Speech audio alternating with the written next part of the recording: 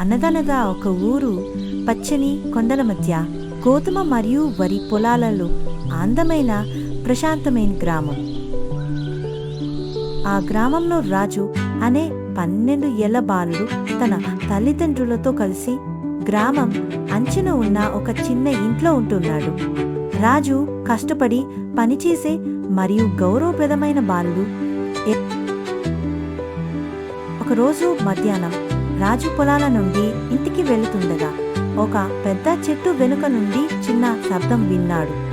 అతను శబ్దాన్ని అనుసరిస్తూ చెట్టు కింద దాక్కున్న ఒక చిన్న కుక్క పిల్లను చూశాడు.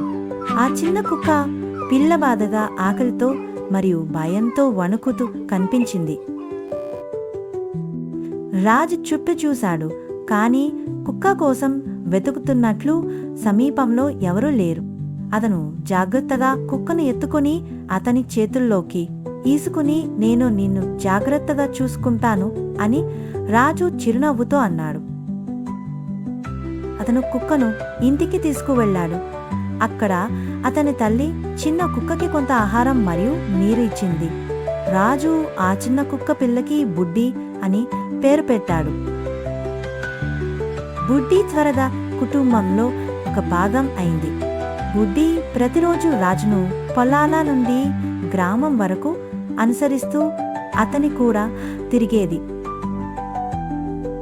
రోజులు వారాలుగా మారాయి మరియు బుడ్డితో రాజు బంధం బలంగా పెరిగింది. అతను తరచు కుక్కతో తన కలలు మరియు కోరికల గురించి మాట్లాడేవాడు. ఒకరోజు వారు సెలయేరు దగ్గర ఆడుకున్నప్పుడు రాజు జారిపడి నీటిలో పడిపోయాడు. రాజు తన తలని నీటి పైన ఉంచడానికి చాలా కష్టపడ్డాడు. అతను సహాయం కోసం అరిచాడు, కానీ సమీప ఇల్లు చాలా దూరంలో ఉంది. రాజు ఆశను కోల్పోయే సమయంలో అతను తన చేతిని ఏదో లాగుతున్నట్లు భావించాడు. బుడ్డి నీటిలోకి దూకి శక్తిని అంతా ఉపయోగించి రాజుని బయటకి తీసుకురావడానికి ప్రయత్నించింది.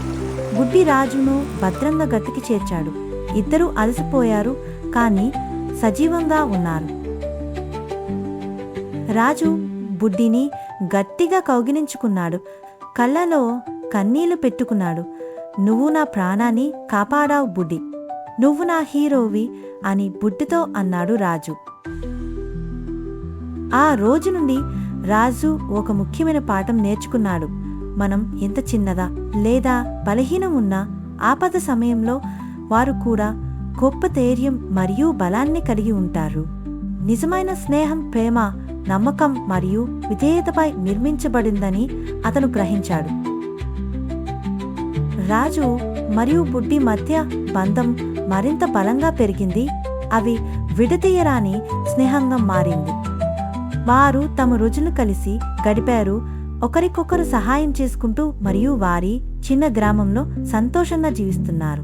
గ్రామస్తులు తరచూ రాజు మరియు బుడ్డిల మధ్య గొప్ప స్నేహం గురించి మాట్లాడారు మరియు రాజు కథ చాలా సంవత్సరాలు గ్రామంలో ప్రియమైన కథగా మారింది. నిజమైన స్నేహం ఎప్పుడూ శాశ్వతంగా ఉండిపోతుంది.